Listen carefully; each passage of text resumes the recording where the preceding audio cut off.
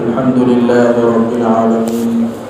والصلاة والسلام على سيد الأنبياء والمرسلين وعلى آله وصحبه أجمعين. أما بعد، أعوذ بالله من الشيطان الرجيم. بسم الله الرحمن الرحيم. يا أيها الذين آمنوا اتقوا الله وكونوا مع الصادقين. صدق الله العظيم. عزیز ساتھیو، بزرگوں،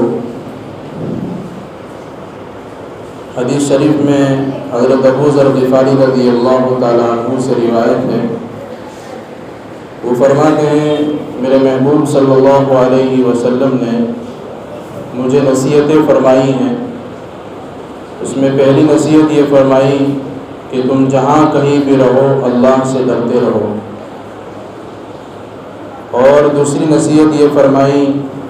کہ اگر تم سے خطا ہو جائے، کوئی گناہ ہو جائے تو کوئی نیکی کر لیا کرو، تاکہ وہ نیکی کرنا اس خطا کو اور گناہ کو مٹا دے گا. اور تیسری نصیحت یہ فرمائی کہ لوگوں کے ساتھ حسن اخلاق کے ساتھ پیش آؤ. اللہ کے رسول صلی اللہ علیہ وسلم نے حضرت ابو ذر غفاری رضی اللہ تعالیٰ عنہ کو یہاں پر چند نصیحتیں ارشاد فرمائی ہیں. وہ نصیحتیں ہم سب کے لیے بھی ضروری ہے. حضرت ابو ذر غفاری رضی اللہ تعالیٰ عنہ کا شمار ان صحابہ میں سے ہوتا ہے جو سب سے پہلے ایمان میں داخل ہوئے، اور حضرت ابو ذر غفاری رضی اللہ تعالیٰ عنہ کا شمار اصحاب صفہ کے ان قابل قدر تلامذہ میں بھی ہوتا ہے جن کے بارے میں حضور اکرم صلی اللہ علیہ وسلم نے یہ بات ارشاد فرمائی کہ کل قیامت کے دن یہ حضرات جنت میں میرے قریب ہوں گے. اور حضرت ابو ذر غفاری رضی اللہ تعالیٰ عنہ کی اپنی زندگی زاہدانہ زندگی تھی، اور دنیا کو چھوڑ کر یہ زندگی گزارتے تھے، حتیٰ کہ مال اور دولت اور پیسے سے ان کو نفرت تھی.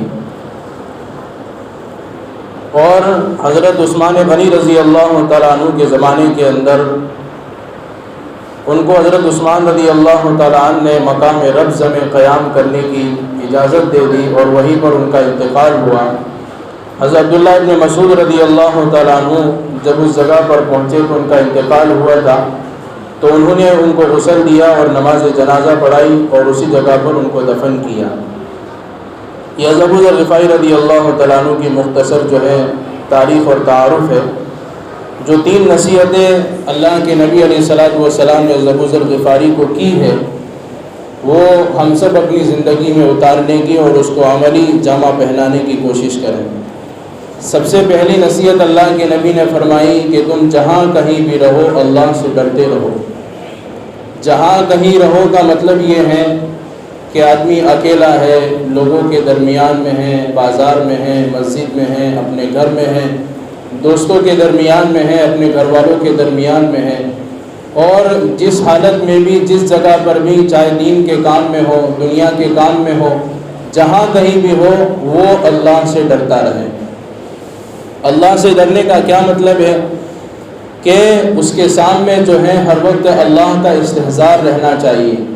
اس کے سامنے صرف اللہ تبارک و تعالیٰ کی ذات رہنی چاہیے کہ میں جس حالت میں بھی ہوں، جس جگہ میں بھی ہوں، اللہ تبارک و تعالیٰ مجھے دیکھ رہا ہے. اللہ تبارک و تعالیٰ سے ڈرنا. اور تقویٰ کس کو کہتے ہیں، اللہ سے ڈرنا کس کو کہتے ہیں، اس کو بہترین انداز کے اندر ایک صحابی حضرت ابی بن کعب رضی اللہ تعالیٰ عنہ نے سمجھایا. ایک مرتبہ حضرت عمر بن خطاب رضی اللہ تعالیٰ عنہ نے حضرت ابی بن کعب رضی اللہ تعالیٰ عنہ سے پوچھا کہ تقویٰ کسے کہتے ہیں. حالانکہ حضرت عمر رضی اللہ تعالیٰ عنہ ان سے بڑے ہیں، لیکن امت کی تعلیم کے لیے یہ پوچھ رہے تھے کہ تقویٰ کسے کہتے ہیں. حضرت ابی بن کعب رضی اللہ تعالیٰ عنہ نے جواب دیا کہ امیر المومنین، کیا تم کبھی ایسی جگہ پر سے چلے ہو، ایسے راستے پر سے چلے ہو کہ جس راستے میں دونوں طرف جو ہیں خاردار اور درخت والے جھاڑ اور درخت ہو، کہ آپ کے اس طرف بھی جو ہیں کانٹے دار درخت ہیں اور اس طرف بھی کانٹے دار درخت ہیں. حضرت عمر بن خطاب رضی اللہ تعالیٰ عنہ نے کہا کہ ہاں، ایسی جگہ تو جو ہے بہت مرتبہ چلنے کا موقع ملا۔ پھر ابی بن کعب رضی اللہ تعالیٰ عنہ نے پوچھا کہ امیر المومنین آپ اس جگہ پر کیسے چلتے ہیں؟ تو عمر بن خطاب رضی اللہ تعالیٰ عنہ نے جواب دیا کہ اس جگہ پر تو اس طرح چلتے ہیں کہ ہم اپنے کپڑے کو بھی سمیٹ لیتے ہیں، اپنے جسم کو بھی سمیٹ لیتے ہیں، اور اس طرح بچا کر چلتے ہیں کہ کوئی کانٹا مجھے چبھ نہ جائے، اور احتیاط کے ساتھ اس راستے سے نکل جاتے ہیں۔ ابی بن کعب رضی اللہ تعالیٰ عنہ نے کہا کہ یہی تقویٰ ہے، یہی اللہ سے ڈرنا ہے۔ یعنی ایک مثال کے ذریعے سے سمجھایا کہ جس طرح آدمی خاردار اور کانٹے دار درختوں کے پاس سے جب نکلتا ہے تو جس طرح اپنے جسم کو بچا کر، اپنے کپڑوں کو بچا کر اس انداز کے ساتھ چلتا ہے کہ کوئی کانٹا میرے بدن کے اوپر، کوئی کانٹا میرے کپڑے کے اوپر نہ لگ جائے اور مجھے نقصان نہ پہنچ جائے، اسی طریقے سے ہماری زندگی کے چاروں طرف بہت سارے گناہ، بہت ساری نافرمانیاں،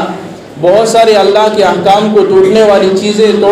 چیزیں ہمارے چاروں طرف لگی ہوئی ہیں۔ ہم باہر جائیں گے تو گناہ کا ماحول ہے، ہم بازار کے اندر جائیں گے تو گناہ کا ماحول ہے، جہاں کہیں بھی جائیں گے گناہ کا ماحول ہے، لیکن آدمی اپنے آپ کو گناہ سے بچاتے ہوئے اس راستے سے گزر جائے، اپنی آنکھوں کو بچاوے، اپنے کانوں کو بچاوے،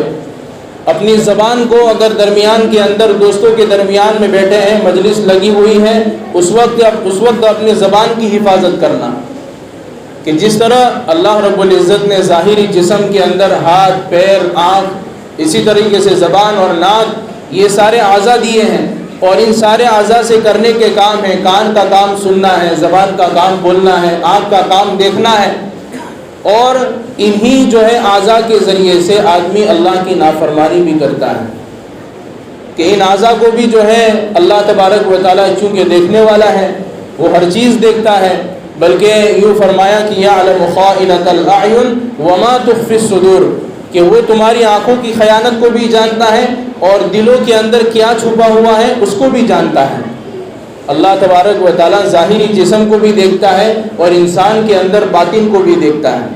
یعنی انسان آنکھ سے کیا دیکھتا ہے، کان سے کیا سنتا ہے، زبان سے کیا بولتا ہے، وہ رات کے اندھیرے کے اندر بند کمرے میں اپنی آنکھوں سے کیا کر رہا ہے، اپنے کان سے کیا کر رہا ہے، وہ مجلس کے اندر بیٹھا ہوا ہے دوستوں کی مجلس میں تو اپنی زبان سے کیا بول رہا ہے، وہ اکیلا بیٹھا ہے تو اپنے دل اور دماغ سے کون سے گناہ کا پلان بنا رہا ہے، اللہ تبارک و تعالیٰ اس کو جانتا ہے۔ اسی طریقے سے اللہ تبارک و تعالیٰ دلوں کی بھیدوں کو بھی جاننے والا ہے، کہ تمہارے دل کے اندر حسد کا گناہ، تمہارے دل کے اندر تکبر کا گناہ، تمہارے دل کے اندر کسی اور انسان کی برائی کیسے چھپی ہوئی ہے، اللہ تبارک و تعالیٰ اس کو بھی جانتا ہے۔ تو آدمی ہر اعتبار سے اللہ سے ڈرنے کی کوشش اور فکر کرے۔ یہ ایک نصیحت حضرت ابو ذر غفاری رضی اللہ تعالیٰ عنہ کو اللہ کے نبی علیہ الصلوۃ والسلام نے کی کہ جہاں کہیں بھی رہو اللہ سے ڈرتے رہو۔ دوسری نصیحت کیا فرمائی؟ دوسری نصیحت حضرت ابو ذر غفاری رضی اللہ تعالیٰ عنہ کو اللہ کے نبی علیہ الصلوۃ والسلام نے ارشاد فرمائی کہ اگر کوئی گناہ ہو جائے تو نیکی کا کام کر لیا کرو، اس لیے کہ یہ نیکی گناہ کو ختم کرنے والی ہے، کہ نیکیاں آدمی کے گناہ کو ختم کر دیتی ہیں۔ اور ہم سب جانتے ہیں کہ ہمارے نامہ اعمال کے اندر نیکیاں بھی لکھی جا رہی ہیں، برائیاں بھی لکھی جا رہی ہیں۔ قرآن کریم میں اللہ رب العزت نے فرمایا فَمَن يَعْمَلْ مِثْقَالَ ذَرَّةٍ خَيْرًا يَرَهُ وَمَن يَعْمَلْ مِثْقَالَ ذَرَّةٍ شَرًّا يَرَهُ۔ ایک چھوٹا سا گناہ اور ایک چھوٹی سی نیکی بھی تمہاری لکھی جا رہی ہے، اس کو چھوڑا نہیں جائے گا۔ یہ اللہ رب العزت نے یہاں پر کرامن کاتبین کو اللہ نے اسی لیے بٹھایا ہے کہ وہ نامہ اعمال کو تیار کریں، تو تمہاری نیکی بھی لکھی جائے گی، چھوٹی ہو تب بھی، تمہارا گناہ بھی لکھا جائے گا، چھوٹا ہو تب بھی۔ تو چھوٹے چھوٹے گناہ اور چھوٹی چھوٹی برائیاں آدمی کی لکھی جا رہی ہیں، لیکن اللہ کے نبی علیہ الصلوۃ والسلام نے جو یہاں پر بات ارشاد فرمائی، نصیحت ارشاد فرمائی کہ اگر کوئی گناہ ہو جائے تو فوراً نیکی کر لو، کیونکہ کل قیامت کے دن گناہوں کو اور نیکیوں کو تولا جائے گا، اور نیکیاں زیادہ ہوگی تو نیکیوں والا پلڑا تمہارا جو ہے جھک جائے گا۔ اللہ رب العزت جو ہے بڑے رحیم اور کریم ہیں۔ اللہ رب العزت دیکھیں گے میرے بندے نے نیکیاں کرنے میں اور اچھے اعمال کرنے میں زیادہ کوشش کی ہے، تو اللہ رب العزت کی رحمت سے امید ہے کہ اللہ تبارک و تعالیٰ اپنی رحمت کی وجہ سے ہمیں جنت میں داخل کر دے اور کامیاب کر دے۔ تو حضرت ابو ذر غفاری کو اللہ کے نبی علیہ الصلوۃ والسلام نے نصیحت فرمائی کہ کوئی گناہ ہو جائے تو فوراً نیکی کر لینا، کہ ہم سے جو ہے آنکھ کا گناہ ہو گیا، کسی جو ہے ایسی جگہ پر نگاہ پڑ گئی جہاں پر نہیں پڑنی چاہیے تھی، فوراً جو ہے ہماری زبان سے سبحان اللہ، استغفر اللہ، ہم نے کوئی صدقہ کر دیا، تو یہ ساری چیزیں جو ہے نیکیاں جو ہے انسان کے گناہوں کو مٹا دیتی۔ حدیث پاک میں آتا ہے کہ جب آدمی وضو کرتا ہے تو اس وضو کے ذریعے سے ایک ایک عضو سے جو گناہ ہوا ہے اس وضو کے دھلنے کی وجہ سے، اعضاء کے دھلنے کی وجہ سے وہ گناہ مٹ جاتے ہیں۔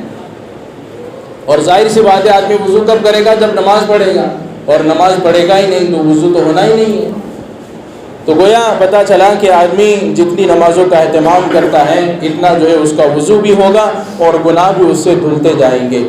اور تیسری نصیحت اللہ کے نبی علیہ الصلوۃ والسلام نے حضرت ابو ذر غفاری رضی اللہ تعالیٰ عنہ کو یہ ارشاد فرمائی کہ لوگوں کے ساتھ اچھے اخلاق کے ساتھ پیش آؤ۔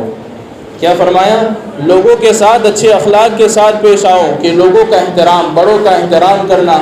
بڑوں کے احترام میں ماں باپ کی عزت کرنا، خاندان کے اندر بڑے ہیں ان کی عزت کرنا، ان کے ساتھ اچھے برتاؤ کے ساتھ پیش آنا۔ بلکہ حدیث پاک میں اللہ کے نبی نے ارشاد فرمایا کہ اگر تم کسی کے ساتھ ملاقات کرتے ہو، اس ملاقات کے اندر مسکراتے چہرے کے ساتھ اگر تم نے ملاقات کر لی تو یہ بھی صدقہ ہے، یہ بھی نیکی کا کام ہے۔